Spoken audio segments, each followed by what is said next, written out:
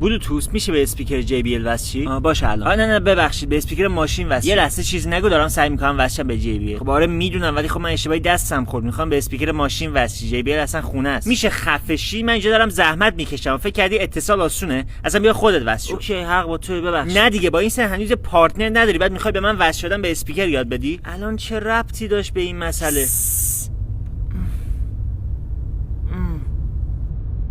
داداش این وصل نشد، نمیدونم چرا، چون که اسپیکر اینجا نیست اصلا نمیدونم چرا اینجوری شد. معمولا وصل میشه. اوکی اونو فراموش کن، اصلا به اسپیکر ماشین وصل شد. باشه وایسا.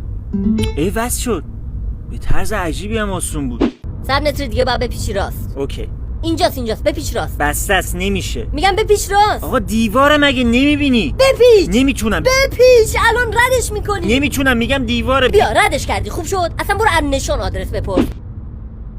دست انداز. خب همینو یکم زودتر بگو. مشکل دارید بروید از اپل مپس استفاده کنید.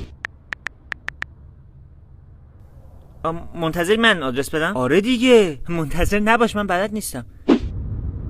رد شدم از سوپرمارکت. مپ چرا نگفتی نگه دارم؟ همه چی هم که تقصیر منه. چه آدم کینه‌ای هستی تو. تازه ته این مسیری هم که اومدی یه ترافیک سنگینه بهت نگفتم. خب اب نداره، بگو چی میخوای من میرم میگیرم. خب نه برمیگردم میگیرم. نه بابا چه فرقی داره، تو این کوچه رو بپیچ شب به ترافیک نخوری، من خودم میرم. خب آخه این اصلا سوپرمارکت کوچیک و محلیه. خب باشه من از اونام اتفاقا خرید میکنم. این نگران هزینه ارسالشه بابا. نه بابا تو چقدر بی‌آبرویی. ارسالم هم رایگانه، همیشه رایگانه.